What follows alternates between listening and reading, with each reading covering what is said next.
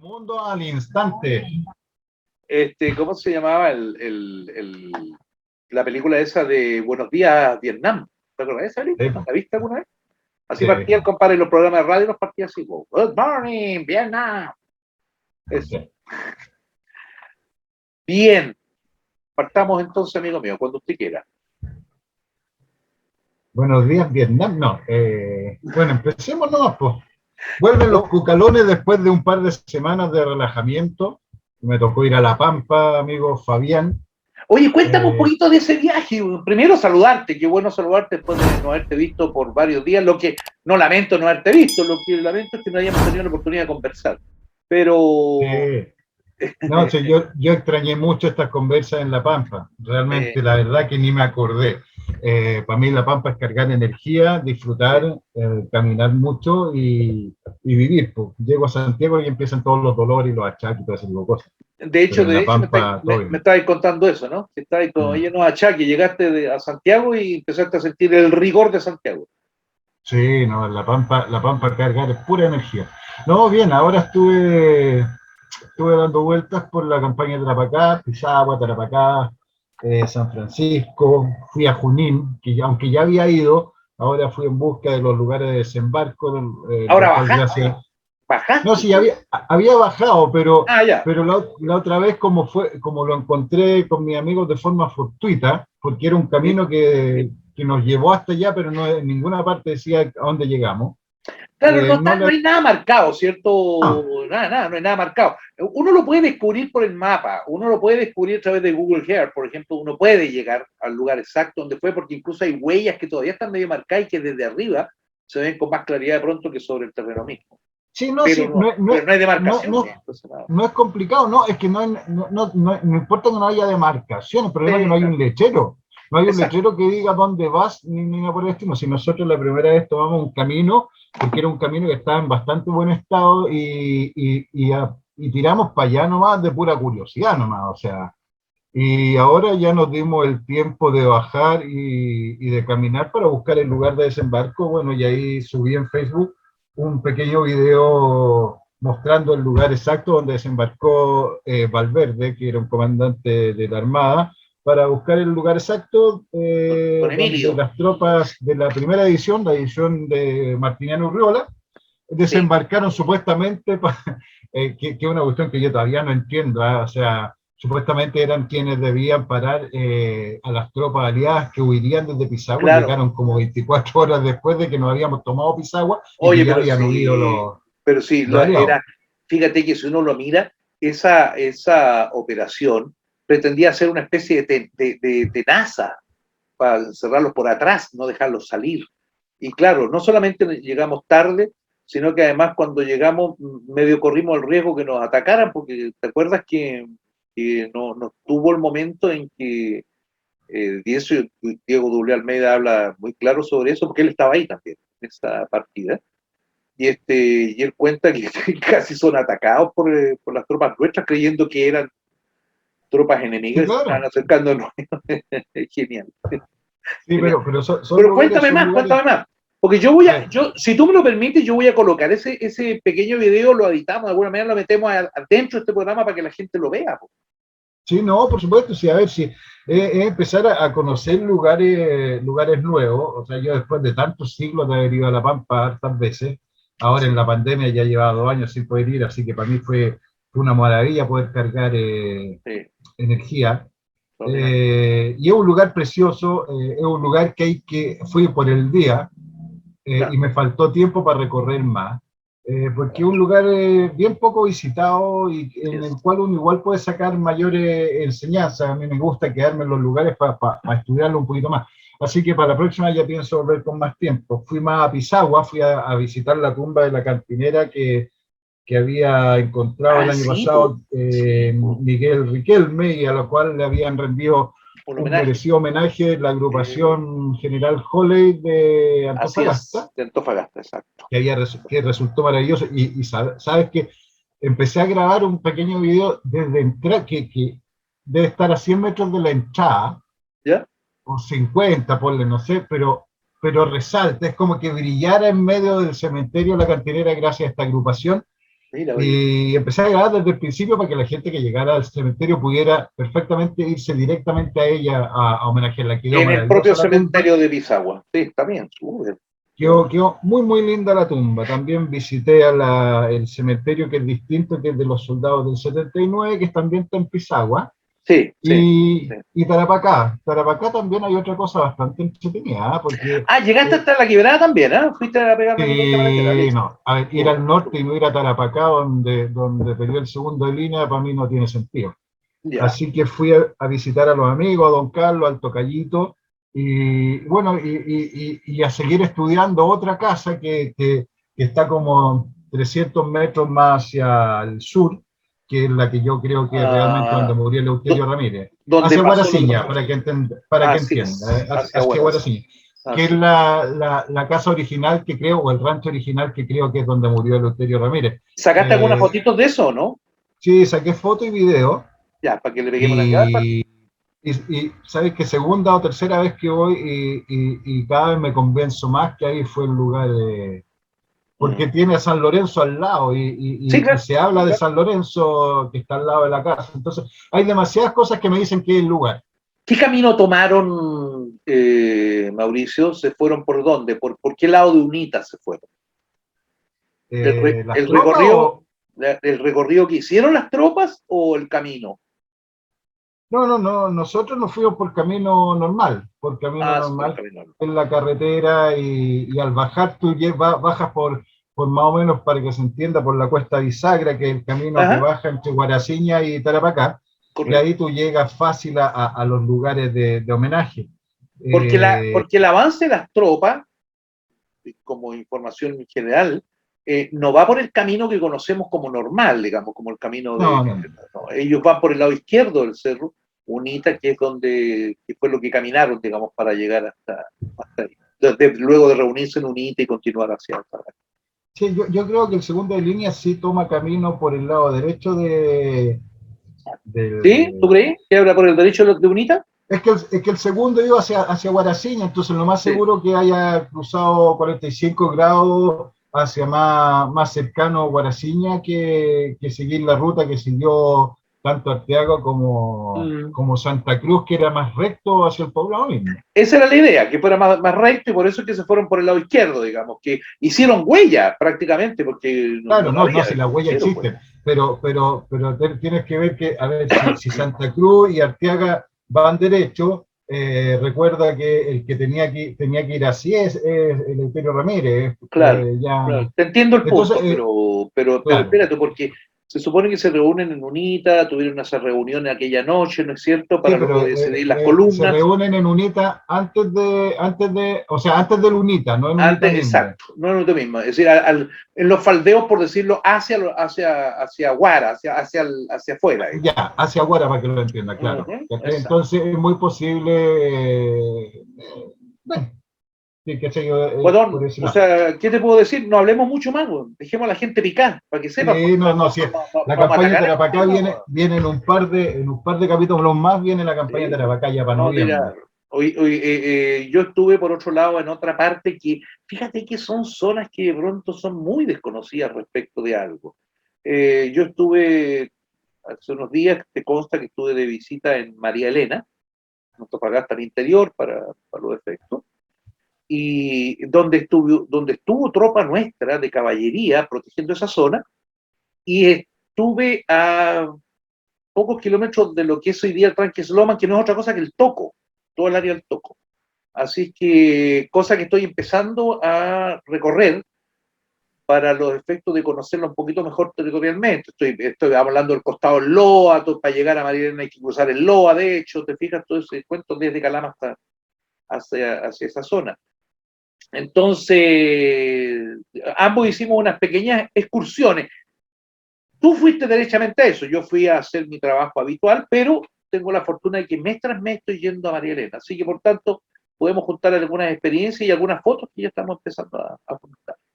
Sí, bueno, pues sí, esa es la suerte que tenemos de poder ir y poder compartir con quienes no tienen la fortuna de poder ir a visitar esos lugares. Entonces, Es la correcto. idea es que cada uno conozca un poquito más de la geografía del sitio para que se entienda más allá de lo que lee. Sí, Porque es difícil entender muchas cosas de lo que uno lee si no conoce el lugar. estoy de Y acuerdo contigo. se soluciona mucho una vez conociendo el lugar, ya es mucho más fácil y es más aplicable el conocimiento en terreno.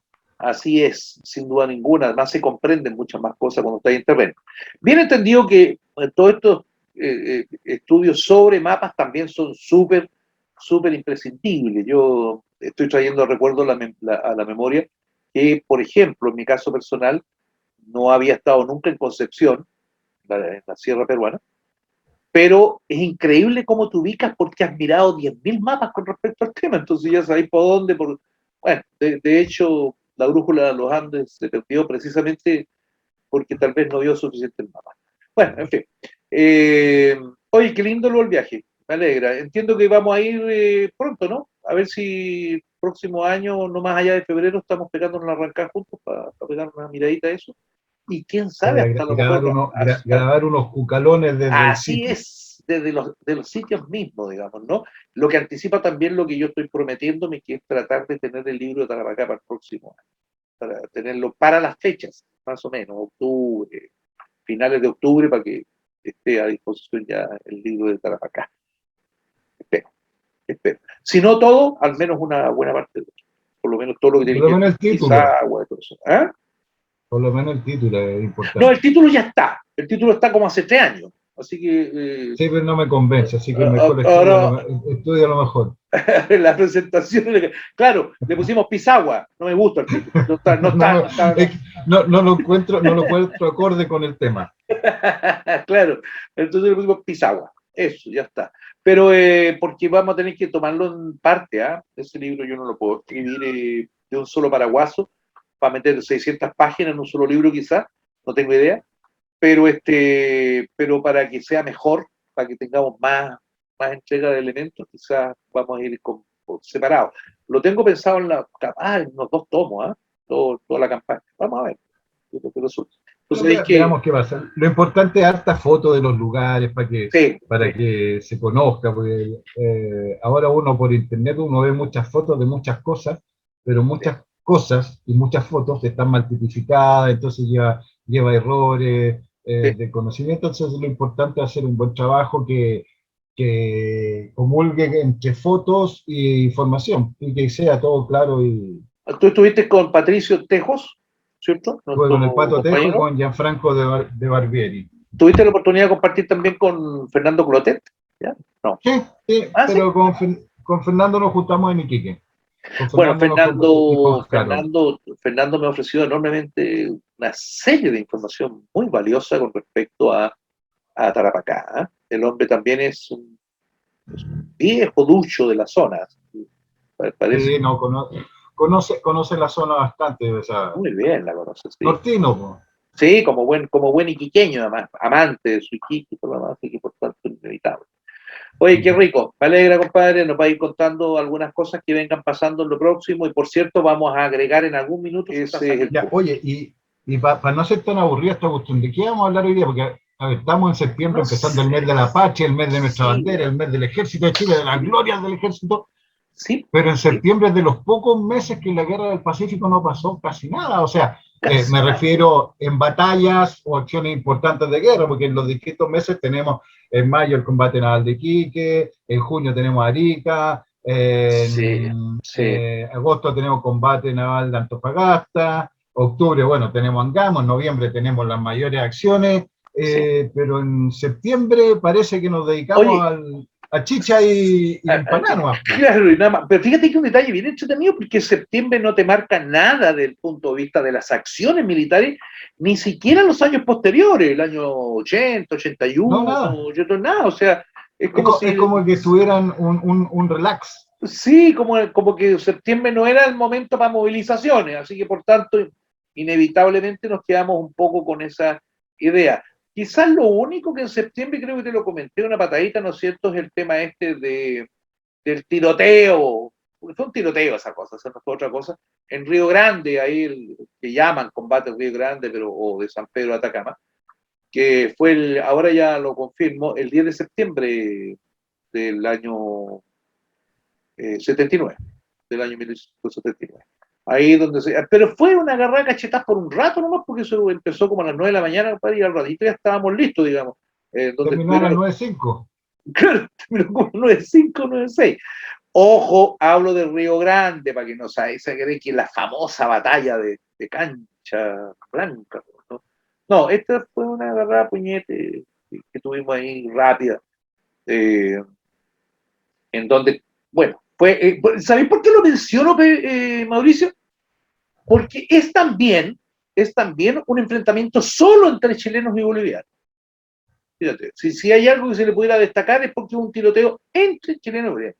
Me refiero a que mucha gente se limita a creer que el enfrentamiento con los bolivianos estuvo solo en Calama, nada más Calama y nada más, y no existe otro, digamos. Y no, pues existen otros.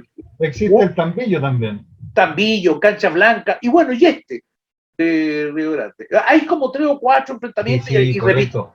Pero acuérdate que Río Grande existe, o sea, por lo menos hay documentación de que hubo un par de chilitos, un par de combos en los sitios o algo así, discúlpelo, pero Cancha Blanca no existe por ningún lado. No, pues, pero me refiero a que por lo menos esos enfrentamientos en esa zona, y me creo, Mauricio, que hubo más de algún tiroteo chico, así de dispararse, todo el cuento, hubo más de uno. Solo que quedaron en el recuerdo aquellos que dejaron algún resultado, pero más nada. No, hay que acordarse que hubo varias expediciones chilenas en las zonas de Canchas Blancas, Tambillo, San Pedro de Atacama y todos esos lugares. Machuca también existe un pequeño enfrentamiento en Machuca que queda cerca de San Pedro de Atacama también. Pero claro, estamos hablando 5 contra 5, cosas así, claro. O 5 contra 10. No tiene mayor importancia. La única sería tal vez de este pequeño combatito combatito le podemos llamar también, ¿no? Tiroteo, combatito. Este combatito fue porque fueron 25 hombres de cazadores nuestros contra unos 40 bolivianos que estaban revoloteando por ese lado, que ni siquiera eran muy regulares. Tampoco se trata del ejército regular boliviano como tal, digamos, en la práctica, ¿no? Pero hubo algunos graves, por ahí uno bastante grave aparentemente, y algunos heridos, en fin, generales, pero no tiene mayor trascendencia, pero te reitero, Mauricio, es lo único que ocurrió en septiembre que pudiéramos mencionar.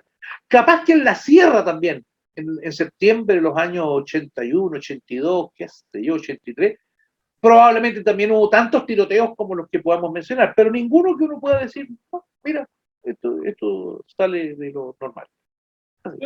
Por eso te digo, o sea, entonces hay que ver qué vamos a hablar hoy día. Dame un segundito, vengo al tiro, así que piensa, dame un segundito. Estoy pensando en este minuto, pienso, me devano los sesos, no sé qué hacer, no sé qué puede ser, qué puede ser. Oye, pensando un poco en lo que de pronto podíamos tocar como tema, y que tal vez de algún modo tú lo planteaste, este asunto lo planteaste, me refiero, sin que lo sepa la gente, pero que lo sepan ahora, un poco un recorrido rápido. ¿Qué te parece un recorrido rápido de la guerra? ¿Cómo vamos con la guerra hasta septiembre? ¿Qué sucedió? ¿Desde dónde partimos y dónde estamos llegando en la guerra en septiembre? ¿Qué te parece? Tírate algún temita.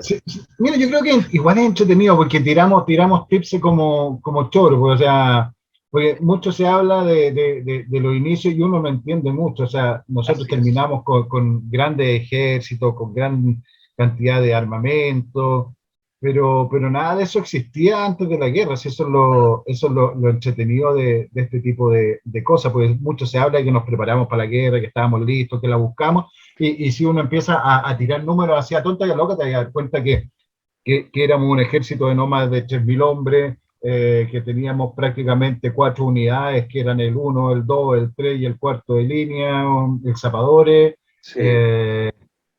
La caballería, el cazadores y el granadero a caballo, y la artillería, que teníamos solamente una unidad, que era la artillería número 1.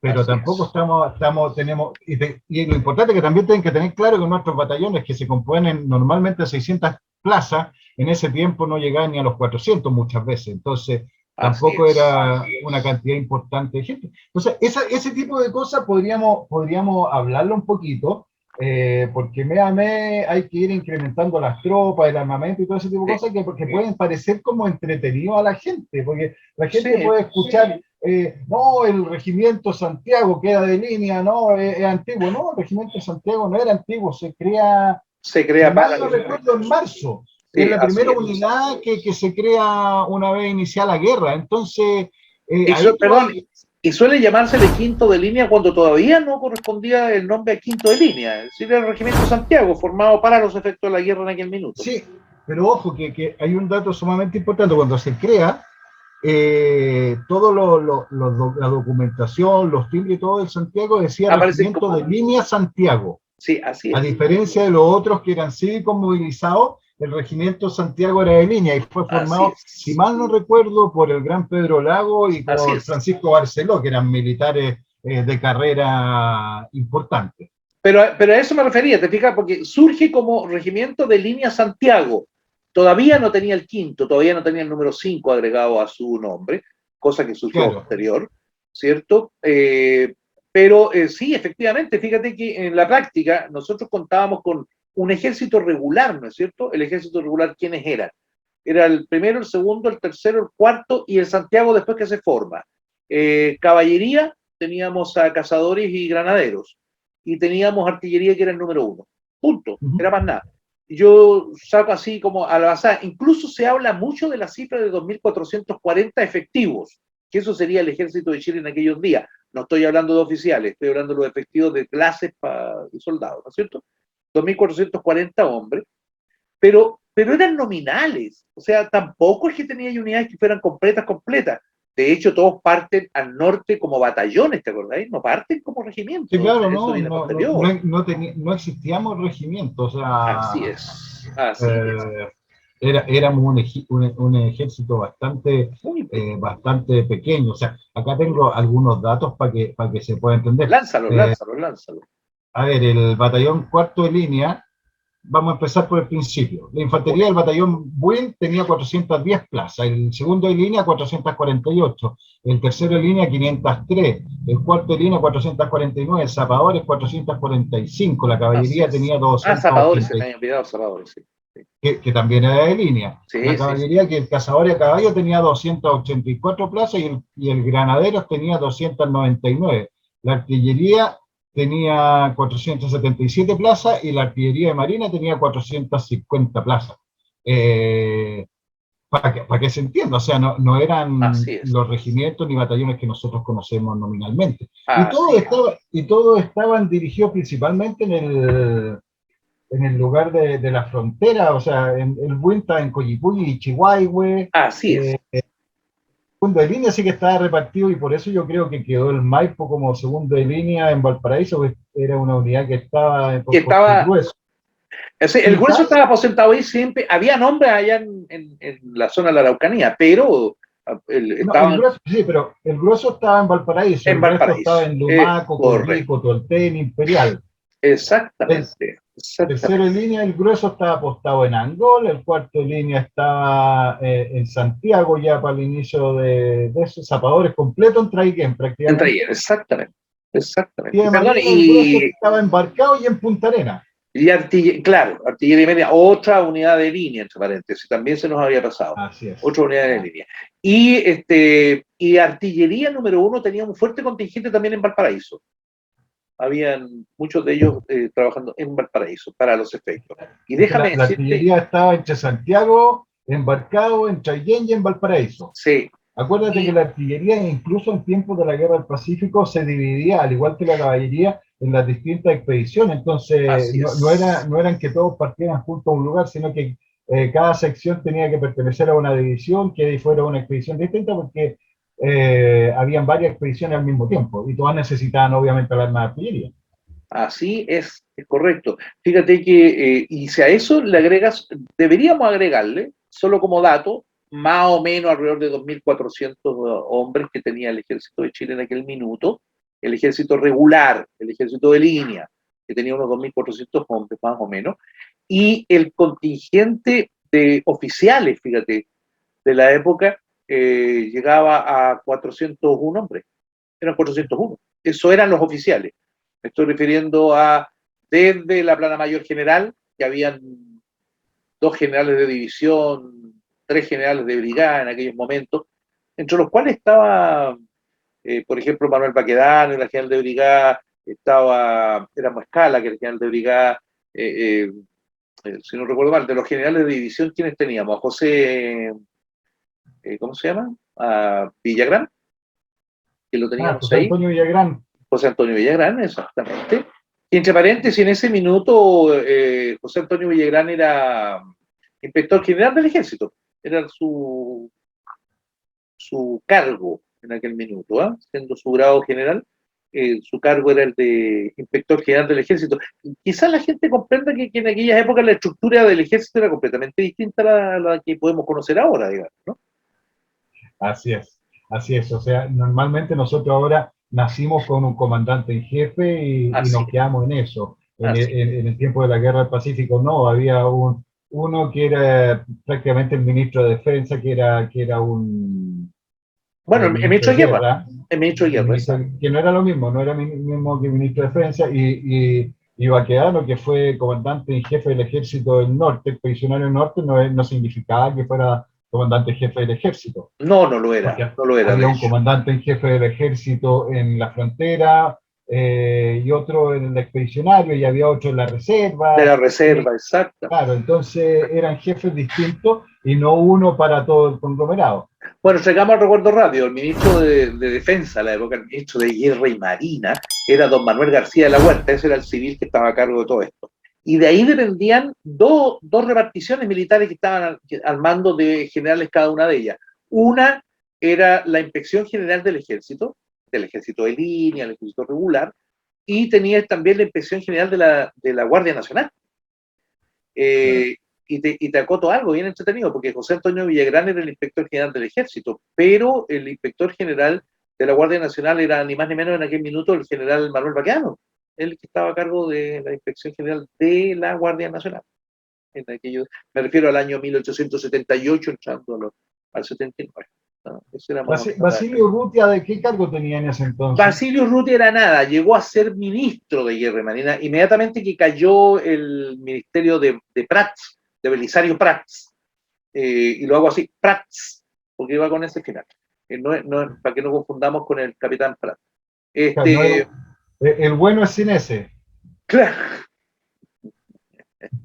Sí, el Belisario Prats, que cayó rapidito. ¿Te acordás que comentamos en algún minuto el asunto de la entrada del ministerio de Antonio Varas precisamente en abril? Es decir, él declaró la guerra. Hasta Belisario Prats está la declaración de guerra, todo el cuento, y luego viene, digamos, nuevo ministerio que tiene que ver con don Antonio Varas. Ahora, en el ministerio de Antonio Varas asume el general de división. Ese era uno de los generales de división, que era don Basilio, ya viejito, pues, le he visto los bigotazos. Bueno, murió un par de años después nomás. Así es, exactamente, si no recuerdo mal, que fue el 83 que murió, si no me recuerdo 82. Mal. O 82. Era el suegro de Baldomero de Almeida, que murió un año antes por la herida recibida en Chorrillos. Así es, efectivamente. Así que, por tanto, pues, él asume en reemplazo del que había sido ministro de Guerra y Marina hasta ese minuto, que era un coronel, don Cornelio Saavedra. Cornelio Saavedra Rodríguez. No me acuerdo el segundo apellido. No me pregunté mucho sobre eso, de repente tengo que leerlo para acordarme. No, puedo buscarlo, pero no sé. No, ¿para qué la voy a buscar? Le dejamos tarea a nuestros oyentes. A nuestros amigos para que lo algunos datitos. Bueno, déjame decirte entonces que Chile tenía en aquel tiempo una plana mayor general de 5 generales. Eso era lo que teníamos. La Inspección General del Ejército tenía 9 oficiales, ¿de acuerdo? Que iban desde un general, ya te lo mencioné, don Manuel Baquedano. Luego tenéis tenientes coroneles, sargentos mayores, capitanes, qué sé yo, tenientes, subtenientes, que estaban agregados algunos de ellos, ¿no? Bueno, la inspección no habían subtenientes, pero habían hasta tenientes. El Estado Mayor del Ejército del Sur, pues, había un Estado Mayor del Ejército del Sur. Sabemos que era muy nominal, ¿eh? Los Estados Mayores en la época eran como una especie de, ¿qué te dijera? Bueno, pero es que el foco de conflicto para Chile en ese momento era el sur, no era el norte. Claro, pero estos Estados Mayores además ni siquiera eran los Estados Mayores que conocemos ahora.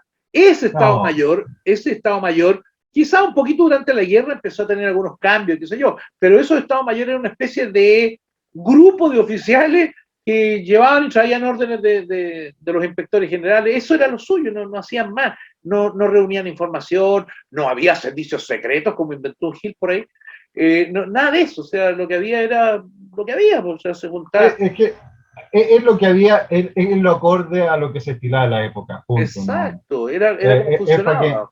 Es para que la gente de ahora no trate de extrapolar la actualidad a esos tiempos, porque son cosas totalmente distintas, son costumbres distintas, formas de actuar distintas, planes distintos, organización distinta y ejército distinto, así que no... Qué bueno que lo aclaras, entre paréntesis, porque hay mucha gente que de repente tiende a confundirse, a mezclar cosas que no corresponden. En realidad estamos hablando de orgánicas completamente distintas, ¿no? Sí, claro. Ni siquiera parecía, eran mucho más pequeñas, eran mucho más artesanales de un modo u otro. El profesionalismo militar todavía no reventaba como después vino a darse, digamos, en los años posteriores. Aunque la guerra del Pacífico aceleró ese proceso, aceleró el proceso de profesionalizar al ejército, no quedó otra tampoco. Pero sí, acuérdate que en esos tiempos la misma escuela militar y la escuela naval estaban y no estaban, o sea, no era una cuestión constante que sacar contingente todos los meses, la escuela de suboficiales no existía, ni nada por el estilo. Entonces, es súper bueno conocer estos tips, porque normalmente cometemos los errores de planificar o hablar sobre la guerra con la mentalidad actual. Y así nos va a parecer todo malo. Es cuando uno dice, no, y había un corneta que tenía 12 años, ¡ay, qué crueldad más grande! Claro, ¿cómo se ocupaba de esos niños? Compadre, un niño de 12 años en estos momentos está saltando auto o haciendo portonazo. En ese tiempo defendían a la patria. Listo. Sí, un niño de 12 años en ese entonces era más maduro que ahora. Sí, bueno, porque claro, la vida corría cortita, pues amigo mío, la vida no llegaba hasta los 80, 85, 90 años como algo tradicional. Claro. Ahora estamos en los 80 y tantos años, creo, ¿no? Pero en esa época ya eras anciano a los 65 años y no te estoy dando la pelota para que rebote. No. Mira, tú estarías muerto hace como 15 años. Yo estaría considerado entre los veteranos de la época. Pero para los estaría considerado fósil. Claro. Entonces era un cambio. Yo sabía que te iba a agarrar alguna hueá para seguir jodiendo. Pero en fin. Luego tenés tú, bueno, y aparte del Estado Mayor del Sur, que tenía que ver con una zona de conflicto, complicado, qué sé yo, acotemos que además de eso, pues habían estados mayores, por ejemplo, en varias zonas, o sea, por zonas habían estados mayores que, repito, no tenían las características de los estados mayores de ahora en lo absoluto, te das cuenta tú. Luego, que eran los famosos estados mayores de plaza. Tenía ya asamblea, y ahí están la cantidad de oficiales, por ejemplo, que tengo anotado acá. El regimiento de artillería, por ejemplo, tenía 28. El BUIN tenía 25. El segundo de línea 25, batallón tercero también 25, 25 el cuarto, zapadores 21, cazadores 29, granaderos 21. Eso eran los oficiales en la época, o sea, no había más. Había una enorme cantidad sí, de oficiales que estaban en retiro, eso sí también hay que informar. Sí, claro. Bueno, cantidad enorme, estoy hablando de 187, fíjate, te estoy pasando el dato específico. 187 que estaban en retiro temporal o absoluto. Algunos de ellos. Bueno, entre los que estaban en retiro temporal, ya diría como tirando para absoluto, está bueno Pedro Lagos, por ejemplo. Pedro Lagos estaba en retiro cuando empezó la guerra. Bueno, el mismo Baquedano estuvo en retiro mucho tiempo también. Varios de ellos. Sí. No eran carreras que se perpetuaban en el tiempo, eran muchos de ellos. En la Marina tenía Condes también, que había salido de la Marina harto tiempo. Sí. Hay varios gente que por ese motivo se aburrían y se iban y después volvían. Claro. El contingente y las personalidades importantes en cada lugar se dedicaban a otras cosas también, o sea, así como también es súper claro decir que los políticos, o sea, los militares y marinos también podían ser políticos en la época. Así es. Cosa que no se estila ahora. Ya, pero vamos, iniciemos. Bueno, vamos más o menos, para que se entienda un poquito, ya que dimos los números y las unidades existentes, cuando se empiezan a formar, cuando ya se produce lo que es la ocupación de Antofagasta. Recordemos que la ocupación de Antofagasta se produce principalmente por un contingente de no más de 200 soldados que eran entre la artillería de Marina y la artillería número 1. A ver, yo tengo una cifra un poquito mayor, aparentemente se quedaron los buques varios de ellos, pero eran algo más de 200. Pero me refiero que sí, en efecto, no es que sea mucho más tampoco. Claro, ¿quiénes van? Recordémoslo, amigo mío, Artillería Marina, que Y lleva artillería número uno, que era lo que existía en ese y el entonces. Artillería número uno. Y el Artillería número uno. Y acá Exactamente. Ya, ya. y aquí empiezan los juegos de nombre para que la gente trate de entender un poquitito. Sí. La artillería número uno que llega a Antofagasta y desembarca para la ocupación, el 14 de febrero de 1879, pasa a denominarse como Brigada de Artillería de Así Línea. es.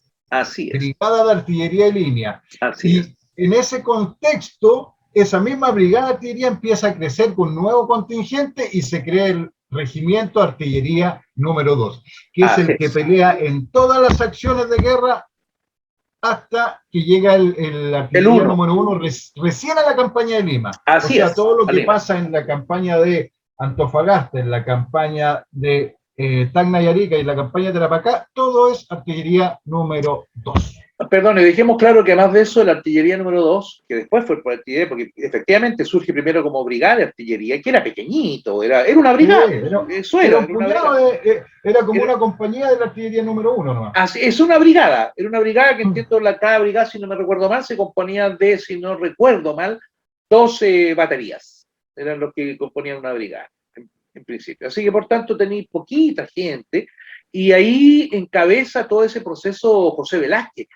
Otro que se integra precisamente a la guerra en esos días. José Velázquez llega a Antofagasta a hacerse cargo de la brigada de artillería, que dio después nacimiento al segundo, al número 2. A la artillería número 2, claro. A la artillería número 2. Que se hace cargo de la artillería completa. Sí, después ya se hizo cargo de todo. Incluso llegó a Estado Mayor. No te olvides que José Velázquez juega un papel trascendente tanto en lo que fuera el proceso de Tacna y luego Lima. Y bueno, y siguió, digamos, un poquito después todavía presente. Y José Velázquez juega un papel ahí.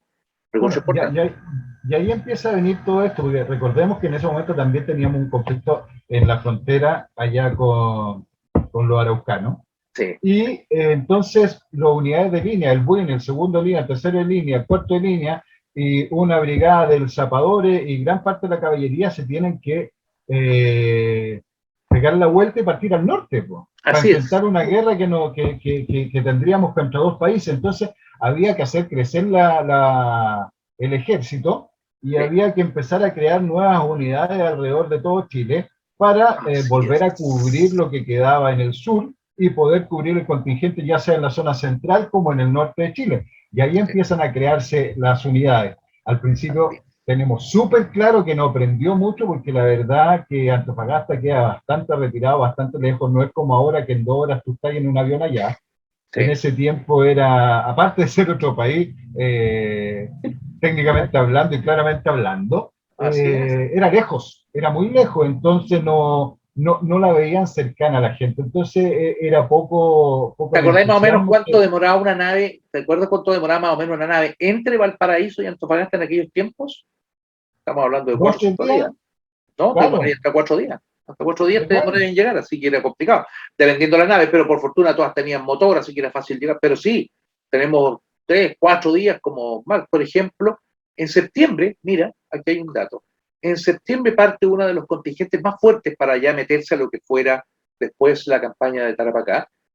Salen como 1.700 y tantos hombres, salen 10 naves desde Valparaíso, si no me recuerdo mal, el día 21, y llegan a Antofagasta el 25 de septiembre. Es que por una razón recíproca, acuérdate que lo vamos a tocar después, que era ya, teníamos que completar la cantidad, las dotaciones de las unidades existentes y sumar más unidades porque era tiempo ya que en cualquier momento se capturaría el Huáscar y se debía atacar territorio peruano. Entonces necesitábamos toda la gente posible en Antofagasta para dar el paso definitivo e iniciar una nueva campaña sobre otro territorio. Tú diste los números de los batallones, los números de tropas de los batallones. Estamos hablando de 400 y pico hombres, no sobrepasando los 500 cada uno. Eso era más o menos. Supuestamente un batallón debería corresponder más o menos nominalmente a unos 600 hombres, pero nunca llegamos a 600 hombres por batallones, entonces estábamos en 450. No, al inicio de la guerra no, pero después sí. Después de la guerra pasamos muchas veces los batallones. Estoy hablando de ese minuto. En ese minuto no, nunca. No estábamos. Entonces, esto para reflexión nomás, amigo mío. Esto para reflexión. Eran batallones. Esos son los batallones que fueron los primeros en llegar a Antofagasta. ¿No es cierto? El segundo, el tercero, cuarto, primero. Recordemos que el segundo es el primero en llegar porque, y ya lo vemos pues estaba en Valparaíso cuando empieza el conflicto, así entonces era el más fácil que estaba más a mano, entonces ya lo vemos combatiendo en Calama. Por ejemplo, Eleuterio Ramírez estaba a cargo de las tropas que parten a Calama, y una compañía, que era la compañía de cazadores del cuarto de línea, también participa, que estaba al mando del que fuera mártir y comandante del cuarto de línea en el Morro Arica, Juan José San Martín Peñón. Así es, San Martín. Y detalle muy interesante, por cierto, la prioridad era que llegara esa tropa de infantería, porque era urgente que estuviera cubierto el territorio, además estaba complicado, porque recuerda que nosotros nos habíamos pasado ya hasta casi la frontera con Perú, porque teníamos, hasta antes de eso, ¿no es cierto?, solamente se suponía que era hasta el grado 24 que ocupábamos, pero después ocupamos todo allá, hasta los bordes del Loa. Desde el 5 de abril. Claro, desde el 5 de abril cuando se declara la guerra. Antes, porque la decisión de poder avanzar hacia arriba fue a propósito de las declaraciones hechas por los bolivianos el día 1 de marzo. Así que a partir de ahí ya se comienza, digamos, con la ocupación para el norte. Pero hasta la frontera con Perú. No podíamos pasar del río Loa para allá. Eso está claro como el agua. Entonces, no había excusa todavía. Claro. Ahora, ¿qué se hizo imprescindible y que realmente sufrimos porque había problemas muy serios para llenar todos los cupos de la caballería? Porque esa no era zona tanto para infantería como era zona para caballería. Entonces, enorme cantidad de esfuerzo se tuvo que hacer, tanto lo que significó comprar animales, comprar caballos y eso, para poder aumentar rápidamente las plazas de la caballería, porque tú las nombraste recién. ¿Cuántos caballeros teníamos?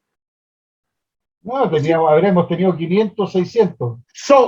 Creo que estamos exagerando, incluso cuando hablamos de 500, cuando empezó, vale decir, al 14 de febrero de 1870. Sí, pero ojo, que es súper importante también volver atrás y decir que no podíais dejar sin caballares el sur. Además, bien entendido que ahí se movilizaron rápidamente a la Guardia Nacional, digamos, y se colocaron, por tanto, ¿cómo se llama? Batallones y brigadas de caballería para el sur, de civiles, de cívicos movilizados. Sí, pero todavía no, o sea, si ese es el punto, nosotros, Chile se arriesgó mucho en ambos frentes, no era fácil, aparte que teníamos la posibilidad de que nos atacara Argentina también.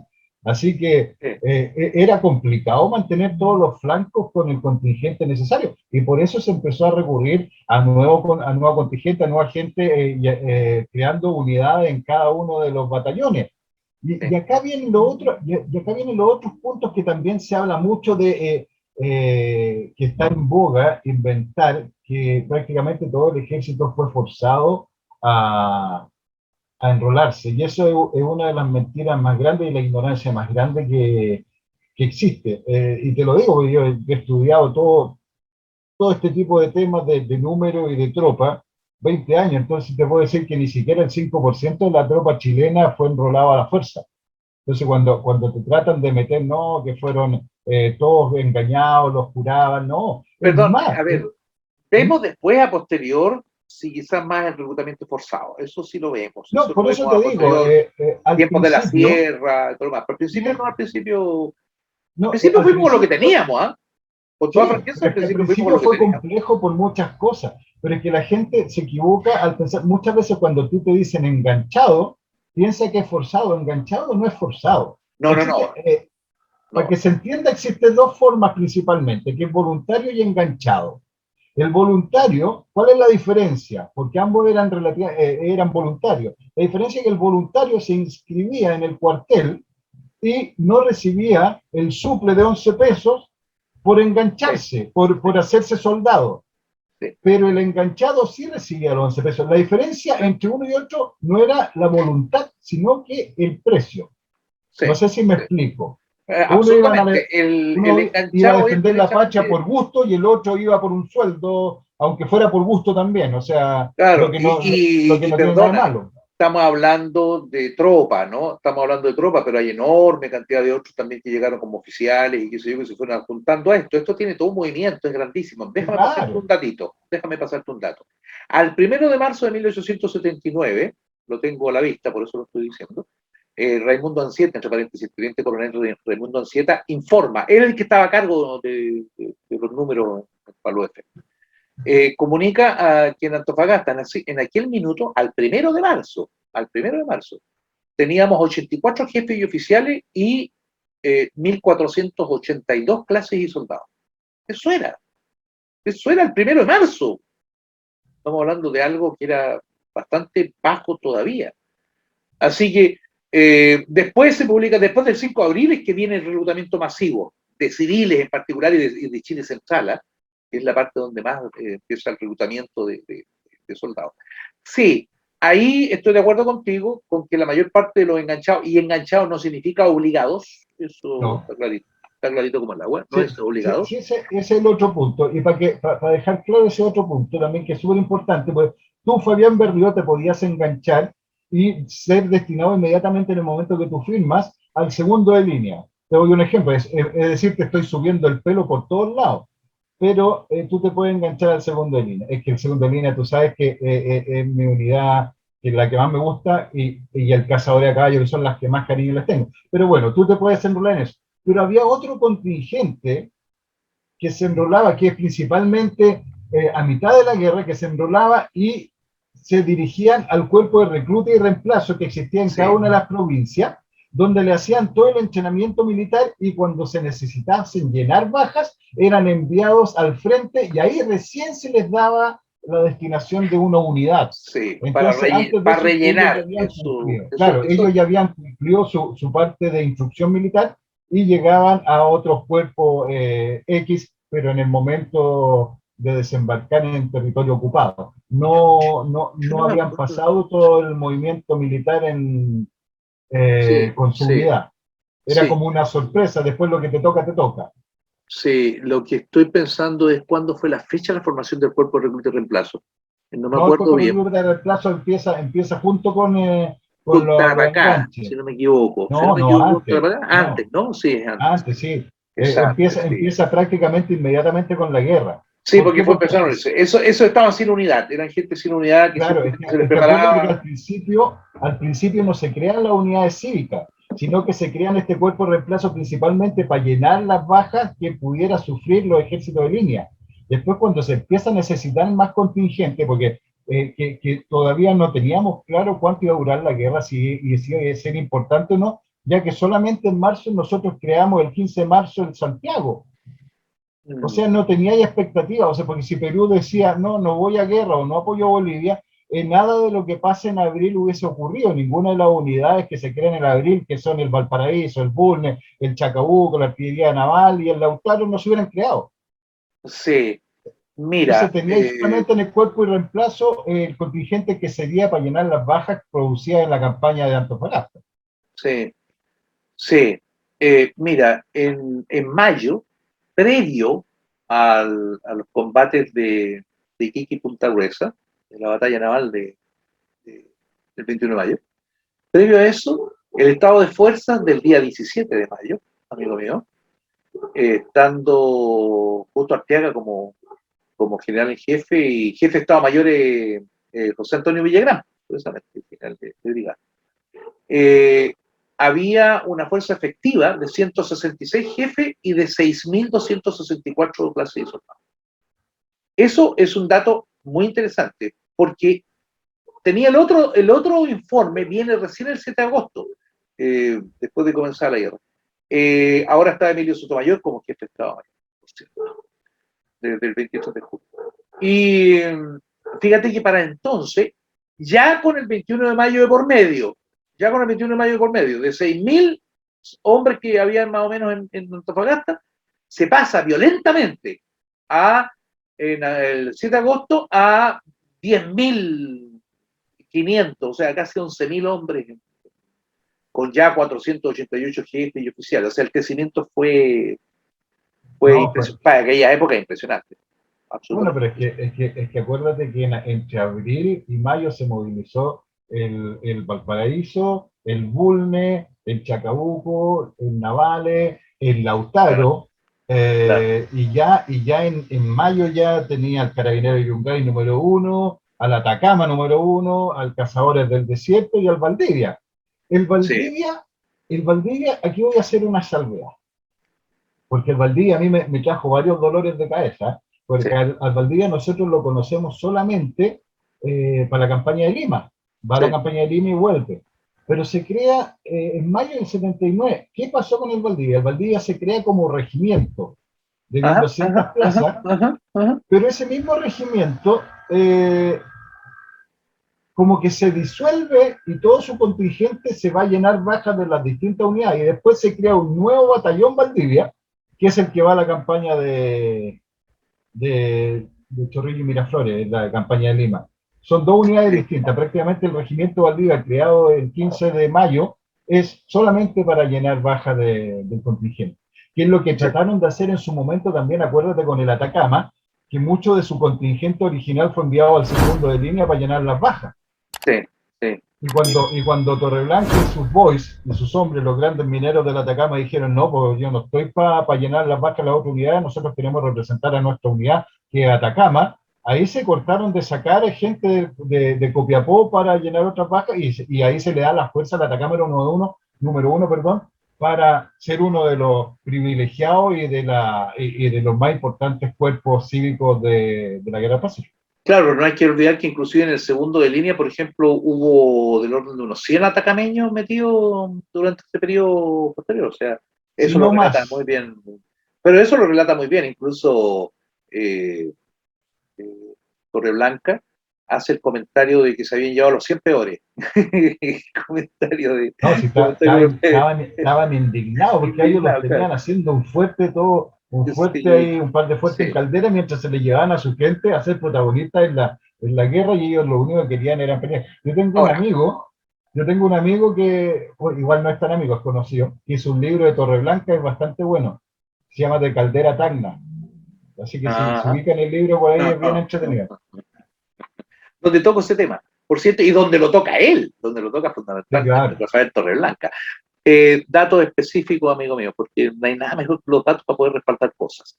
Por ejemplo, el incremento de tropas en el campamento antofagastino, como dijimos recién, fue explosivo.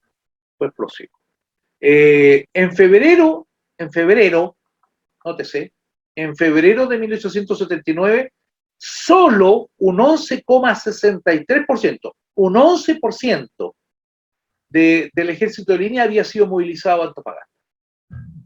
A febrero, repito, en febrero. Para marzo ya había llegado el 60,74% del ejército regular. O sea, más de la mitad de los 2.500, de los 3.500 hombres que teníamos aproximadamente, habían llegado ya a Antofagasta. Es en mayo, precisamente, cuando se pone en marcha la conformación de los batallones cívicos movilizados y de la tropa cívica movilizada. Y fíjate que esto fue increíble, porque el porcentaje entonces de cívicos que empezaron a ser movilizados hacia Antofagasta rebasaron al personal del ejército en razón de 2 meses, 3 meses. Y es tanto así que rebasaron en un 250% al personal del ejército regular. O sea, ahí definitivamente se más que duplicó la presencia con cívicos, que en agosto de 1879 significó un 433%. O sea, te estoy diciendo que del ejército regular nuestro, que existía en aquel minuto, 4 veces más era de hombres cívicos. O sea que la incorporación de cívicos fue increíble ya desde mayo, repito, hasta agosto. Así que bueno, y ese es un dato también súper bueno, y por eso también William Puñán puso su último disco que ya tiene sus buenos años, le puso La Nación en Armas, porque si algún matemático quiere sacar el porcentaje indicado, en el ejército se enrolaban alrededor de los 6 años más de 80.000 hombres, y subieron pongámosle 3.000 hombres al inicio de la guerra a 80.000. Saquen el porcentaje de cuántos fueron los civiles comparados con el ejército de carrera, se podría decir. Por eso es La Nación en Armas. Sí, la guerra del Pacífico es Chile completo contra Perú y Bolivia. Entonces, bueno, eso Eso queda con total claridad. Yo creo haberte lo comentado en alguna oportunidad que si hay algo que me parecía increíble con respecto a esto, y por eso me parece a mí que este estudio de la guerra del Pacífico no está remitido solamente al ámbito militar. Aquí hay enorme cantidad de cívicos incorporados. Los civiles son los que llevaron el peso definitivamente, de la guerra con respecto a que no teníamos hombres suficientes. O sea, pasar de 3.500 hombres a 80.000 como fue, que es algo increíble, porque en algún momento, incluso en el libro que acabas de mencionar, de Caldera Tacna, Francia, para la guerra con Prusia, mira lo que te estoy diciendo, Francia, para la guerra con Prusia, movilizó menos del 5% de la población, menos del 5% de la población. Nosotros, para la guerra del Pacífico, movilizamos más del 5%. O sea, nosotros movilizamos más gente para la guerra con Perú y Bolivia que lo que hizo Francia en su movilización para defenderse del ataque prusiano. Eso te habla solo. Y no era fácil tampoco mover a las tropas de un lugar a otro. O sea, estamos hablando de que miles de kilómetros que tenían que recorrer y partir de la frontera donde el agua está en todos lados y el verde está en todos lados, un lugar donde no había agua y no había verde, era incluso traumático para los soldados. O sea, piensa en los chillanejos o la gente del Maule que partió al norte, los del Talca, los del Chillán, los del Curicó. Imagínate lo que es llegar al norte a Antofagasta o directamente a Iquique, a Pisagua, es para no creerla y no entenderla. Por último, los del Atacama conocían más o menos el terreno y el color al cual se verían enfrentados. Entonces, pasan muchas cosas. O sea, primero tenéis que ver un soldado que preparado no estaba. ¿Por qué? Porque eran civiles antes de la guerra o durante la guerra. Entonces, por eso cada día da como más admiración lo que se hizo en esta guerra. Es extraordinario. Bueno, sigamos en el tiempo. Oye, pero la media ola que nos pegamos, primera vez que nosotros hablamos como de cifras muy específicas con relación a este tema. Yo no me quiero ir sin rematar con un par de cifras que pueden ser interesantes. Entre paréntesis, dato. El decreto para elevar a los batallones a regimiento, me refiero al WIN primero, al segundo, al tercero, al cuarto y al Santiago, y te voy a pasar un dato con respecto a Santiago, súper entretenido. En el decreto es del 26 de marzo de 1879, en que se elevan a regimiento, ¿de acuerdo? Y el Santiago, en el decreto que da la formación del Santiago, había sido formado por decreto del 16 de marzo de 1879, y mira lo que dice el decreto, entre comillas, lo pongo entre comillas esto, para llenar las bajas que ocurran en los demás del ejército. O sea, porque todavía no existía el cuerpo de recluta de reemplazo en aquel minuto, así que el Santiago sirvió para eso.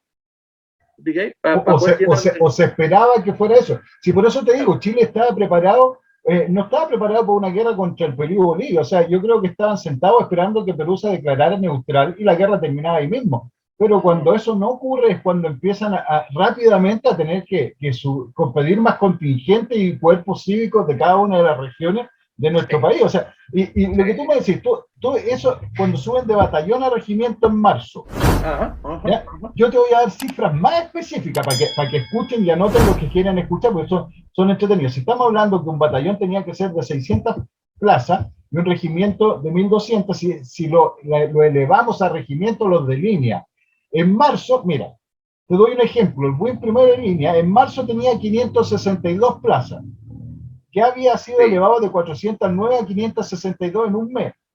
Pero recién alcanza en julio del mismo mes la cifra para hacer regimiento de 1.262 plazas. Así es. El tercero de línea en marzo tenía 664 y en julio recién alcanza 1.177. El segundo de línea es como el que crece más rápido y en abril ya contaba con 1.183 plazas. Y así sucesivamente van creciendo las unidades. Y la artillería sube de 450 a tener recién en octubre un contingente de 851 plazas. Claro, porque además de eso la artillería tiene la peculiaridad de que ese crecimiento no era o no estaba exponencialmente obligado al principio, pero después de eso se tuvo que disparar también. Ahora, ponte a pensarlo en los oficiales, ¿eh? O sea, si Chile no tenía suficientes oficiales para nada, Fíjate que nada más en el año 1878 había en Chile entre oficiales activos y pasivos. Activo el que está, como lo dice la palabra, activo funcionando en el ejército, contratado y paga, digamos, todos los meses recibiendo su sueldito, como corresponde. Los otros eran jubilados, gente retirada, etcétera, etcétera. Y Guardia Nacional. Y los oficiales de Guardia Nacional. En efecto, si uno junta todos entre activo y pasivo, se llegaba en definitiva a el ejército. En el cuadro permanente del ejército había en aquel minuto 491 jefes y oficiales, de todo rango. ¿Estamos? Completo, 491. Y en la Guardia Nacional, oficiales también, que se podría decir estaban más o menos idóneos para poder conducir tropas, llegado al minuto, 276. O sea, estamos hablando de que profesionales de la guerra, gente que se supone que estaba preparada para los efectos, no sobrepasan los 800 hombres, 800 y algo de hombres. Eso era todo lo que había de oficiales, no había más. Por eso hubo que recurrir urgente a un montón de civiles que rápidamente empezaron a ser tenientes, subtenientes, tenientes, capitanes, qué sé yo, porque no quedó más. No quedó otra posibilidad. Oye, y sin considerar que gran parte de estos oficiales profesionales que estaban en el ejército debieron quedarse en Santiago para las labores administrativas, pues si necesitaba oficiales preparados para las labores administrativas en la época. Así que y para preparar tropa también. Pues. Y para preparar tropas, muchos de ellos efectivamente para preparar tropas. Algunos incluso asumieron como segundo jefe en algunas unidades cívicas, por supuesto. Sin más. Ya, pues, nos aburrimos tirando números. ¿Qué te voy a decir? No, oye, y esto es entretenido porque son datos que pocas veces se publican o pocas veces se conocen, sí. Y que es importante para entender un poquito cuál fue el boom de la tropa en nuestro ejército, porque si analizáis 1879, aparte de la campaña naval hasta Angamo el 8 de octubre, no pasa nada en tierra, porque Calama ya fue un combate, lo que tú quieras, pero fue un combate que se ganó con 7 muertos. Entonces no fue una batalla decisiva como podríamos decir lo que fue Tacna, Arica, mismo Tarapacá, que son batallas más importantes, más fuertes. No le quiero quitar importancia a Calama, obviamente, o sea, con el triunfo de Calama se expulsa del territorio boliviano a la gente boliviana, entonces tiene su importancia clara, pero no es una acción que haya sido difícil de llevar a cabo en el sentido que se iba a ganar y se debía ganar. En las otras batallas tú tenías posibilidades más ciertas de perder, pero en Calama tenía ahí al frente a un rival que tenías que vencer sí o sí. Sí. Además estaba todo entonces, el lío de la línea del lobo. Entonces, con lo que tenías en ese entonces para el ejército de Chile te alcanzaba, a eso me refiero. Pero ya para enfrentar campañas como sería la de Tarapacá, jamás hubiese podido ser con el contingente de 3.000 y tantos militares que existían al inicio de la guerra. Entonces, todo 1879 podemos ver que ya hablamos un poco de los contingentes, tenemos lo que es la campaña naval, tenemos el combate naval de Chipana, el combate naval de Iquique, el segundo combate naval de Iquique, tenemos la captura del Rímac, distintos bombardeo a algunos puertos peruanos, y paremos de contar hasta llegar a Angamos. Pues. Así es. Porque después de Angamos es cuando realmente se empieza, aunque ya tenía el grueso del contingente en ese momento existente en Antofagasta, que era el cuartel general del ejército, para atacar a Perú y Bolivia, mientras no dominara el mar, poco podía hacer, porque no podían mover con libertad tus soldados. Sí, así es. Entonces, después del 8 de octubre, que ese, para que nos esperen los amigos, ese va a ser un programa especial que vamos a hacer de Angamos, exactamente. Entonces no lo vamos a tocar ahora. Después de Angamos es cuando viene todo el realmente movimiento fuerte de tropas vía escuadra a los distintos lugares. Así, oye, entre paréntesis, estas cosas siempre están anotadas.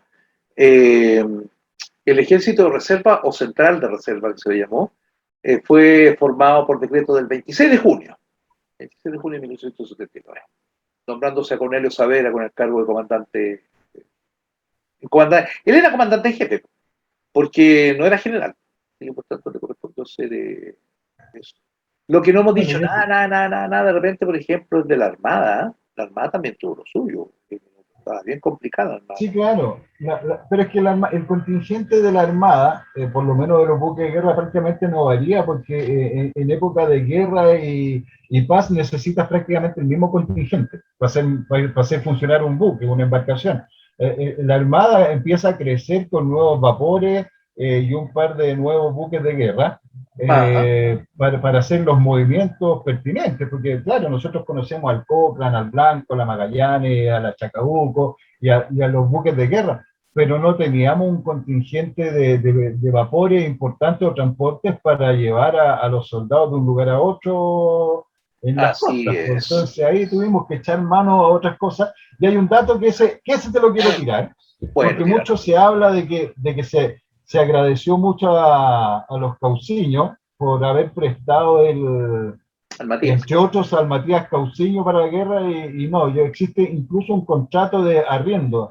El Matías Cauciño fue arrendado al Estado de Chile, no fue prestado. Así que sí se le pagaba. Oye, ya que estamos en los datos, y puesto que la Armada tampoco no lo contemplamos, pero la Armada está, para sumarlo a todo y dejar un cuadro más o menos completo en este programa, capaz que nos quedamos con estas ideas en general, ¿no? Pero la Armada de Chile en aquel momento tenía una dotación a junio de 1878, pero no había variado para los efectos cuando comenzó la guerra, era la misma dotación, porque las naves eran las mismas. Actualmente, como tú bien lo indicaste recién, era de 963 efectivos. Estaban distribuidos en 8 naves operativas y pontones. Si queréis las nombro, ¿eh? Porque creo que vale la pena nombrarlas. Está el Cochrane, el Blanco, las corbetas Esmeralda, la Chacabuco, Higgins, la Magallanes, la Covadonga, el vapor Tolten, que estaba prestando servicio, por cierto, de remolcadores por esos tiempos, y los pontones Valdivia y Talaba, que estaban en el servicio de los arsenales en Valparaíso. Ahí tenía un datito para los efectos que vayamos dándonos cuenta de lo que pasaba con eso. Tenían 29 jefes y oficiales y 404 soldados en 6 compañías del batallón de artillería y marina. Recuerda que en aquellos tiempos la artillería marina estaba adscrito como tripulación, o sea, como contingente a bordo de naves, como asimismo en Punta Arenas, ¿no? Que tenían, era todo lo que había. Eso era la Armada en aquellos minutos también. No era más que eso. Claro, ya. Y ahí ya tenemos que ver que viene el RIMAC, el Amazonas, el Angamo, que son distintos transportes que fueron adquiridos, ya sea comprados o arrendados por el Estado chileno para poder enfrentar todas las campañas que se avecinaban. Entonces, ahí va subiendo todo el contingente también. Sí, entonces, los esfuerzos que se hicieron para llegar a esta guerra son bastante más fuertes y más grandes de lo que uno puede apreciar solamente en un libro. Puede imaginar, sí, así es. Claro. O sea, no era fácil, si también lo que la gente tiene que entender es que tampoco era fácil llevar a toda esta gente bloqueando los distintos lugares, si tenéis que alimentarlos, tenéis que darle agua, pasar de un contingente de 200 hombres en Antofagasta a 10.000, no era fácil. Así es. Aparte que estamos hablando de lugares bastante pequeños y que estaban acostumbrados para tener un contingente de 3.000 personas, y cuando te subió a 15.000, ¿cómo alimentáis a esa cantidad de gente? ¿Cómo trasladáis comida? ¿No? El esfuerzo como país fue enorme, no solamente como Estado, porque el mismo país se dedicó, las mujeres, hombres, muchos que no fueron a combatir se dedicaron a otras labores para apoyar a las tropas, sí, claro, para apoyar en vestimenta, para apoyar en comida. No, sí, es un movimiento cuando Chile era uno, o sea, teníamos un enemigo en común y todos íbamos remando para el mismo lado. Sí. Bueno, normal en todos los países que en un minuto determinado entran a un conflicto internacional, sobre todo de la envergadura que llegó a tomar la Guerra del Pacífico, digamos. Aparece como pequeño, pero es un gran conflicto. Sí, claro, pero si tú lo ves, suponte, comparado con la guerra contra la Confederación o contra España, este marca un punto total mucho más alto. O sea, porque el esfuerzo era mucho mayor, o sea, caray, de enfrentarse con estos dos países en otras condiciones completamente distintas de la guerra de la Confederación. ¿Te das cuenta? Claro. Porque no te olvides que para la guerra de la Confederación Perú estaba dividido. había gran parte del Perú, incluso de gente peruana. Para la guerra del Pacífico también. No, pero me estoy refiriendo en términos políticos. Perú en aquel minuto enfrentaba Claro, el tema sí. de gente que tenía en contra, o sea... Tenían dos ejércitos, se podría decir, uno a Claro. favor de Santa Cruz y otro en contra, Así si eso es. estamos claros. Nosotros peleamos junto con peruanos en la guerra de la Sí, Confederación. no, es que fue otra guerra distinta, no fue Chile contra Perú y Bolivia, sino que fue Chile apoyando a Perú contra Bolivia y Perú. Exactamente, y contra Bolivia hay una parte del Perú, digamos. Bueno, sí, Perú. Claro. Así que, por tanto, la Armada tiene peculiaridades, tenía 8 naves, entre paréntesis, tampoco que tiene un cambio radical, sino hasta el año 80, pero hasta el año 1880 pasa de tener 8 naves a tener 12, o sea que tampoco fue tan explosivo, por lógica, porque además no, acuérdate que caras y todo lo demás. Sí, claro, pero acuérdate que para el 2 de noviembre habían 19 naves al frente de Pisagua en las costas. Completamente de acuerdo, o sea, ahí viene el gran golpe, digamos, la cantidad de gente que necesitaba, y por eso que también a la Armada se adscribió una enorme cantidad de cívicos que hubo que incorporarlo, digamos, para ser marinos, para personal de a bordo, etcétera. Así que sí, sin duda ninguna, sin ninguna duda. No, sí, es impensable. A ver, cuesta calcular y darle realce verdadero a todo lo que ocurrió para lograr los objetivos. Sí, claro, sí. Fíjate que, y teníamos entonces, en el 78 teníamos 3 contraalmirantes, pasamos a 4 en el 80, de capitanes de navío teníamos 7, continuamos con los mismos 7 para el 1880, de capitanes de fragata en el año 78 teníamos 13, pasamos a 14, y de capitanes de corbeta pasamos de 7 a 14, capitanes de corbeta sí se duplicó. Tenientes primero, quedamos igual, 19, para teniente segundo pasamos de 23 a 34, en estas dos fechas, guardiamarinas de 48 bajamos a 19, y porque se subió un aspirante, surgieron los aspirantes, ¿te acordáis tú? 47 de ellos se incorporaron. Así que, por tanto, la diferencia oficial fue de 120 en el año 1878 a 158 en el año 1880. Ese más o menos. Perdón. Ya, nos casamos los números, chao, listo, se acabó, sigamos. Bueno, y para que quede claro un poquito de que las carreras no eran constantes, no.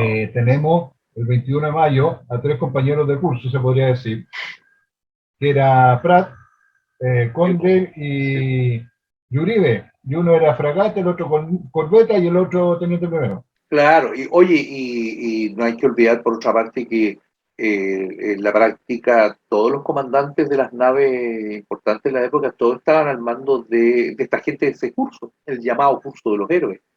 Que tenía, bueno, ahí tenía a La Torre, qué sé yo, Thompson, en fin, todos los que después deslumbraron en la guerra, es decir, sin cuenta de algo. Bueno, sí. Supieron cumplir con su deber cuando se le solicitó. O sea, porque no hay ninguno de ese curso que participaba en la guerra que haya desentonado. Así es. Incluso los comandantes que estaban en los buques que se hundieron, que fue la comandante, la Covadonga y el Loa, también cumplieron con su deber, o sea, se hundieron con su buque. Sí, claro, por supuesto. O sea, la capacidad de este hombre, a mí, mira, yo sé que soy repetitivo, pero para mí la admiración de esta gente, mientras más leo, más crece. Sí, o sea, es que a ver, Mauricio, si yo todo lo que yo puedo discutir contigo respecto a esto tiene que ver con una sola cosa. Las condiciones son especiales. Chile no ha vuelto a estar en esa condición. No ha vuelto a estar en ninguna generación posterior, ninguna generación desde que terminara, después de la guerra civil del 91, que también significó una gran movilización de gente hacia el frente, te cuenta con pérdidas brutales, inclusive más brutales que las que pudimos haber vivido en el periodo de la guerra con Perú y Bolivia. Te cuenta, pero desde ese momento en adelante, Chile no ha vuelto a estar en un grado de tensión tal que signifique las grandes movilizaciones. Entonces, claro. no nos confundamos tampoco. O sea, yo no tengo idea. Es que tampoco lo va a estar porque las guerras de un futuro no van a ser como la guerra del Pacífico. Sí, claro, no existe, te fijas ahí. O sea, yo no sé si mañana por la mañana nos declara la guerra Tumbuctú, ¿eh? Y nos quiere atacar desde África, se quieren venir todos estos buenos a hacernos guerra. Pero yo no sé primero si no contáramos con gente dispuesta a entregar su servicio de la misma manera que tal vez en los años 1879 hubo una generación que le tocó vivirlo. ¿Te fijas tú? Entonces, no apuesto a eso. Claro que tenemos admiración por esta gente porque por supuesto fue una generación que estuvo metida en un momento específico de la historia en la que se necesitó contar con ellos y salieron miles y claro, tú tenés toda la razón, en la guerra del futuro me imagino yo que lo que van a necesitar son grandes cantidades de profesionales, por ejemplo. Vayan a necesitar poca tropa para los efectos, alguna tropa necesitas, por supuesto, siempre, para las movilizaciones las vas a necesitar. No, sí, pero el grueso va a correcto, estar en, no sé, ingenieros y todo eso que vamos a necesitar por cantidad sí. en caso de una cosa como esa. La preparación militar es distinta, o sea, Sí. no va a ser cuerpo a cuerpo como normalmente se estiló en la Guerra del Pacífico. O sea, exacto, entonces no es, esa es la única parte que de repente discuto con algunas posiciones con respecto a esto. No, Chile no ha estado, nunca más estuvo en una tensión de ese carácter, entonces como nunca estuvo, no se puede decir que, por ejemplo, la generación de ahora no sería capaz, no sabemos, o sea, no lo sabemos. Tú sabés que además de eso, frente a una guerra, normalmente la gente tiene la tendencia a tener una actitud completamente distinta, una actitud en línea con lo que está sucediendo. Te das cuenta tú por aquí, ahora mismo estamos en tema con la cosa de la Argentina, viejo, y te digo, mucha gente se tensiona. Claro, no estamos en un minuto en que nosotros sintamos la sensación de que pudiera haber alguna agresión para los efectos, además los servicios de inteligencia hoy día sí son distintos, la manera de poder recabar información, por tanto, ha cambiado radicalmente, así que me imagino que sabríamos un poco antes que lo que pasa. Incluso una pregunta podría ser con algunos que reclaman no ser muy recordados, que son la cantidad enorme de chilenos que se movilizaron en el año 1978. No estamos hablando de algo muy lejano, ¿te fijas tú? Entonces, cada generación con lo suyo, amigo mío. A nosotros nos tocó no estar en esa. A ver, yo no digo, no se malinterpreta, yo admiro a esa generación por lo que hizo. Sí, yo creo que no va a faltar gente que lo haga ahora si fuese necesario, ya aunque es totalmente distinto y el mundo ha cambiado, o sea, a mí me preocupan otras cosas, pero no, todavía existe gente que defendería la patria de alguna forma. Si yo no voy a ese tipo de cosas. Gente mayoritaria, se me ocurre, ¿no? La mayoría de la población estaría... Mi punto es otro, o sea, mi punto es lo que se logró en la guerra por muchos aspectos, no solamente por el patriotismo, sino que no era fácil lograr lo que se logró y enfrentar a lo que se tenía que enfrentar. A eso voy. Y cuando tú conoces los lugares en los cuales se enfrentaron estos personajes contra los peruanos y bolivianos, que también va toda mi admiración para ellos, ese es el punto que yo voy, o sea, ver Pisagua mientras te están disparando y tenéis que subir, bueno, o sea, es para admirar a estos personajes, ver Comilla ahora que estuvo en el altiplano, y por aquí pasaron las tropas peruanas después de Tarapacá y con los prisioneros chilenos, es para admirar a los peruanos y para los chilenos. Ese es el punto, es principalmente por todo lo que se vivió y por lo distinto que era la vida normal de cada uno de estos personajes, lo que se logró es espectacular. Sí, o sea, yo a propósito de lo que estás comentando, y me sonrío porque me tocó en Pisagua, cuando anduve por Pisagua, revoloteando, entonces en algún segundo, ojo, yo no llevaba ni mochila, ni fusil, ni nada de eso, nada. Y entonces... ¿Y ese perro? No sé, no es el tuyo, eso tiene que estar allá, si alguien ladra, es tuyo, no es mío, debe ser de un vecino, o alguien que me está tirando los perros después de lo que dije. Bueno, entonces... oye, y yo me recuerdo, y no sé si tú hiciste la experiencia, pero yo creo que sí, de tratar de escalar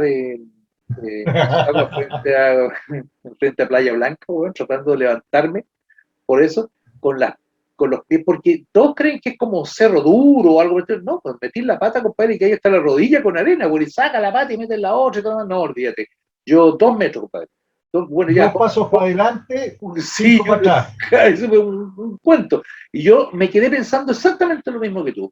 Y yo, ¿cómo debe haber sido la adrenalina de estos hombres para que metidos en eso, los tipos llegaran hasta la cumbre, weón? O sea, yo no sé repito, no creo haber subido más de 10 metros, 15 metros, te lo digo en serio, probando cómo era. y me encontré con una cuestión increíble. Eso realmente es un esfuerzo físico impactante, de verdad. No había posibilidad alguna. No, sí. Por eso te digo, o sea, bueno, y conocimos Concepción, conocimos Sangrar, sí, o claro. sea, no es fácil, si dejándose broma, o sea, Sí. no es que cualquiera se apune, pero normalmente puede haber algún soldado más o menos que se apune. La lógica es que se apunen. Perdón, la lógica es que se apunen. Tú vienes de una zona que es central, en la que estamos prácticamente a unos pocos metros sobre el nivel del mar y te encajonás a 4.000 metros, viejo. Créeme que yo también aquel día en que estaba, por ejemplo, en Sangrar, yo decía, ¿cómo caray esta gente corría? Corría y no se desmayaban. Bueno, o sea, ¿qué caray? Bueno, sí, se acostumbraron un poco mientras estuvieron ahí algunos cuantos días, estoy de acuerdo, pero el esfuerzo es salvaje, hombre, el esfuerzo es salvaje. Bueno, es que, bueno, y de ahí nace todo esto, porque de ahí nace poder dar a conocer que la cosa, como muchos patriotas, entre comillas, que son los típicos gallos que nos salen de internet para echar pachotadas, que son patriotas, pero no conocen nada, o sea, lo que hicieron estos gallos no lo hace la mayoría de la gente, y menos de ahora. Claro. Porque es re fácil decir, no, y le ganamos a Perú y Bolivia y lo haríamos de nuevo. Loco, tú no hiciste nada. ¿Cachai? Lo hicieron ellos en su momento y no te subáis al carro, porque tampoco mires en menos a Perú y Bolivia, que también dieron lo suyo. No, sí, y ellos, entonces, oye, y de pronto para ellos fue hasta más duro que para nosotros, ¿ah? Porque ahí sí hay antecedentes muy fuertes, por ejemplo, los reclutamientos forzosos, sobre todo de los hombres que venían del interior. O sea, ahí esa gente realmente la sufrió.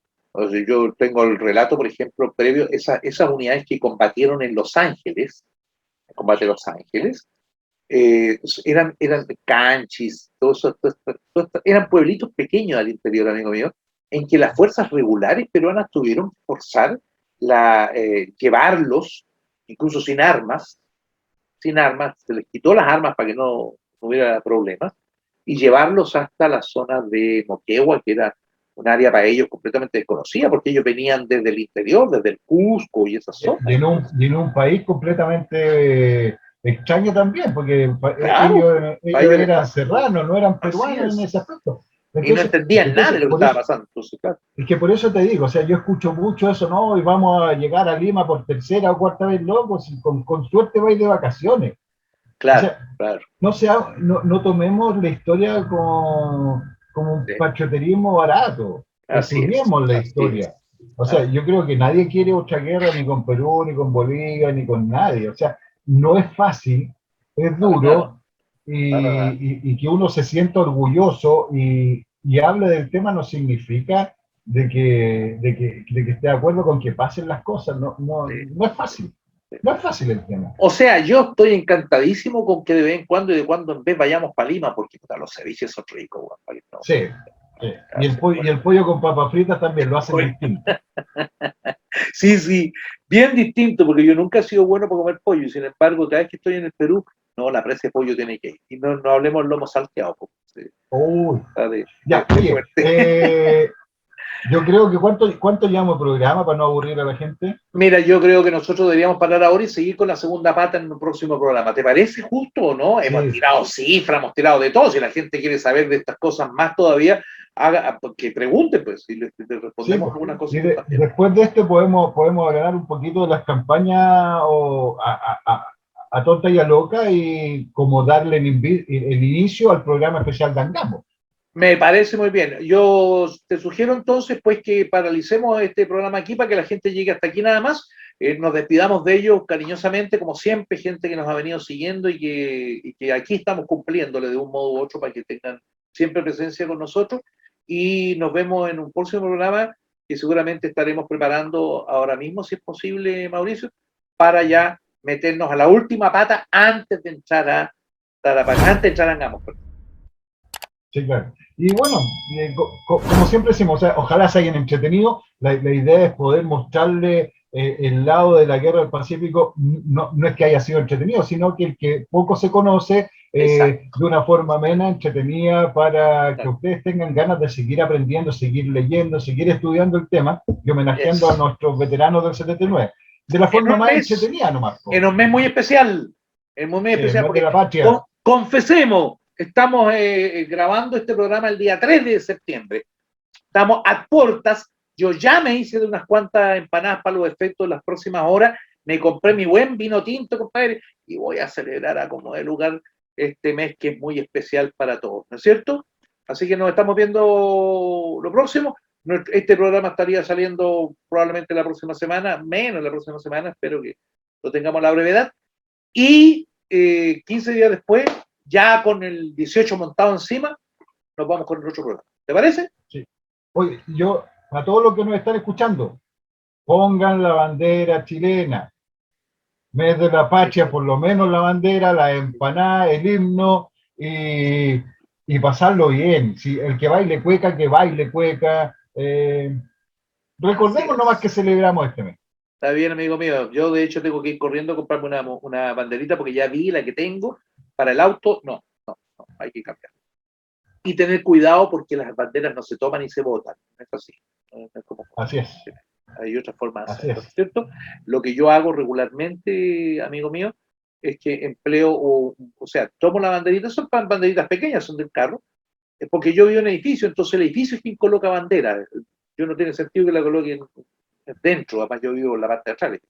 Bueno, y esa banderita yo la doblo después, compadre, la desprendo, la doblo bien dobladita, te das cuenta tú, y la meto en una bolsita plástica, es como yo la coloco. O sea, algunos recomiendan hasta guardarla, fíjate, pero yo no he tenido esa precaución. Quizás no sería tan mala idea.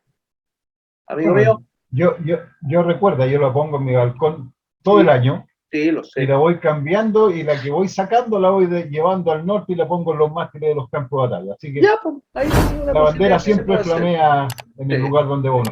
Recuerden, un hombre solo muere cuando se le olvida. Un abrazo, Fabián, y un abrazo a todos ustedes y nos vemos pronto. Nos vemos, compadre. Cuídate mucho, ¿ya?